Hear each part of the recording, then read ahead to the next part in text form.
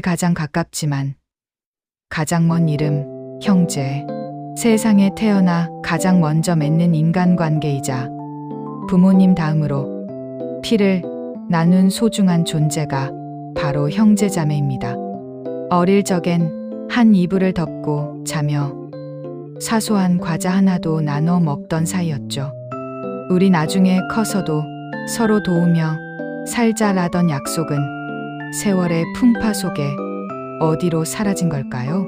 나이가 들수록 형제가 남보다 못한 사이가 되어버려 고민하시는 분들이 참 많습니다.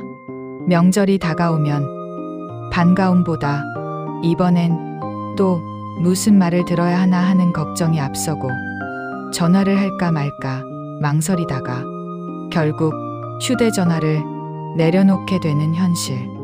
왜 우리는 시간이 흐를수록 서로에게 타인보다 더 차가운 존재가 되어가는 걸까요? 오늘 이 시간에는 형제 사이가 결국 남이 될 수밖에 없는 결정적인 이유 5가지와 이를 통해 우리가 얻어야 할 마음의 지혜를 함께 나누어 보고자 합니다. 이 이야기를 끝까지 듣고 나면 멀어진 관계에 대한 죄책감을 내려놓고 비로소 평온한 노년을 맞이할 수 있는 힘을 얻게 되실 겁니다. 이 보이지 않는 장벽, 경제적 격차. 첫 번째 이유는 바로 경제적 수준의 차이입니다. 어릴 때는 누구나 똑같이 부모님이 주신 용돈으로 살았고 비슷한 옷을 입고 자랐습니다.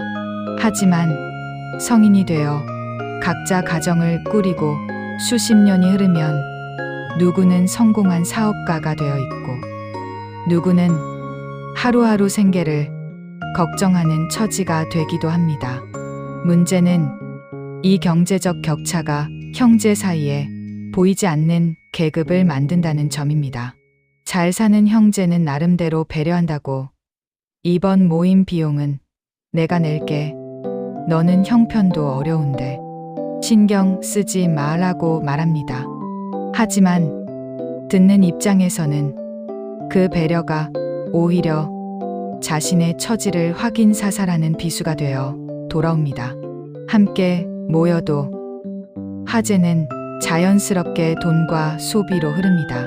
비싼 골프, 취미나 해외여행 이야기를 늘어놓는 형제 옆에서 공과금을 걱정하는 형제는 점차 말수가 적어집니다.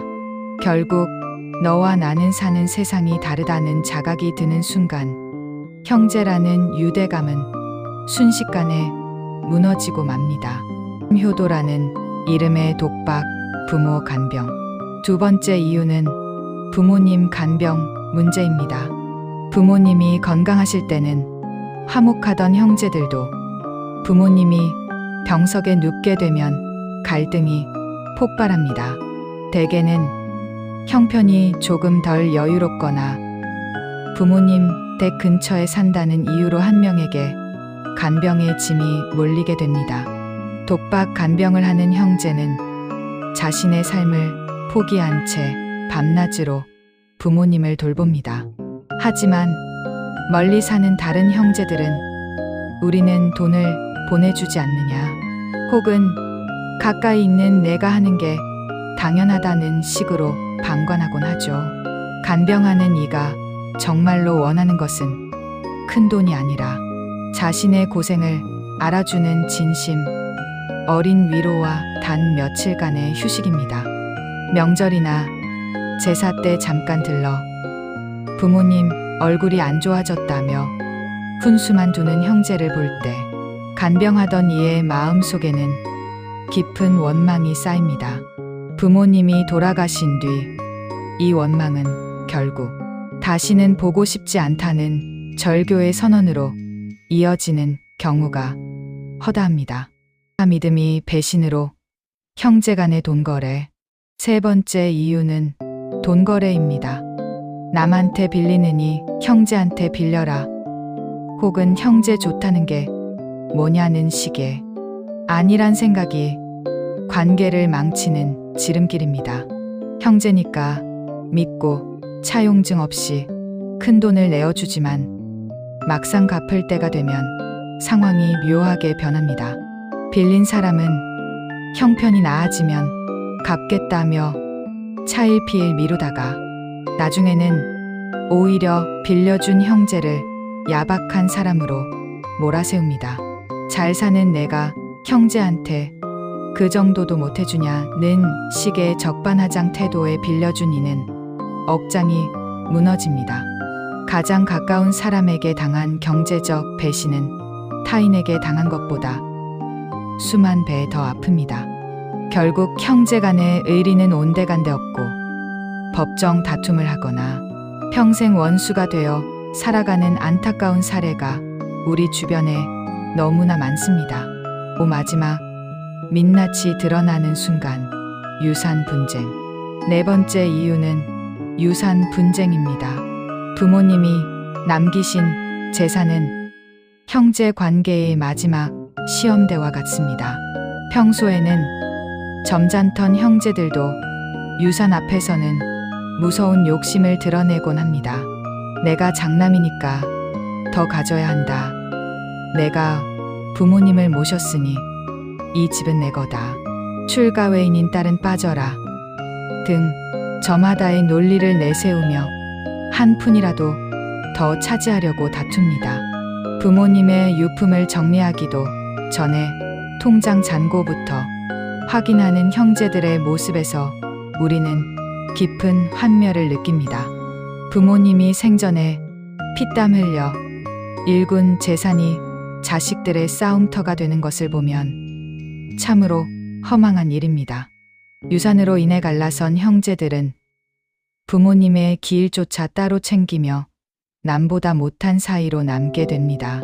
돈 때문에 천륜을 저버리는 서글픈 현실입니다. 챕터 6 자식 비교라는 비수. 다섯 번째 이유는 자식에 대한 비교와 자랑입니다.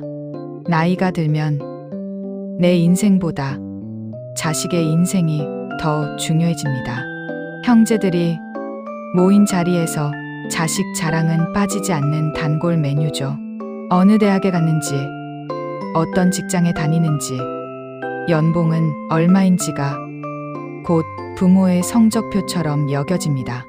잘 풀린 자식을 둔 형제는 무심코 자랑을 늘어놓지만 형편이 어렵거나 앞길이 막막한 자식을 둔 형제에게는 그 모든 말이 비수가 되어 가슴에 박힙니다.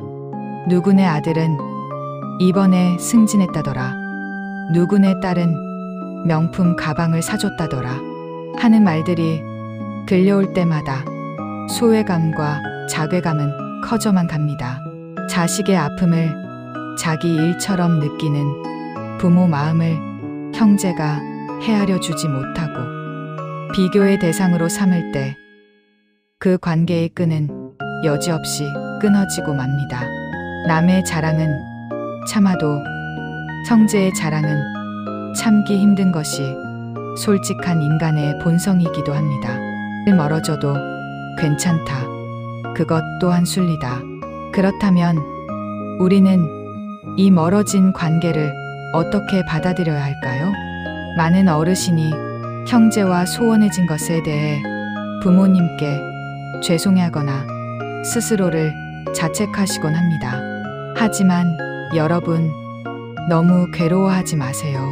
형제가 남이 되는 것은 여러분의 잘못이 아니라 각자의 인생이 깊어지면서 생기는 자연스러운 과정일 수 있습니다.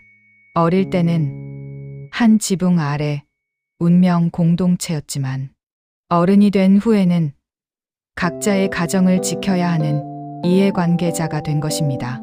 무리하게 관계를 유지하려다 오히려 더 큰 상처를 입는 것보다 적당한 거리를 두고 각자의 평화를 지키는 것이 지혜로운 선택일 수 있습니다. 미워하는 마음도 에너지가 듭니다. 그 에너지를 나 자신과 내 곁을 지켜주는 배우자, 그리고 자녀들에게 쏟으십시오. 이제는 미워하지 않겠다. 그저 멀리 사는 사람으로 여기겠다고 마음먹는 순간 비로소 분노의 감옥에서 벗어나 평온한 노년을 만끽할 수 있습니다.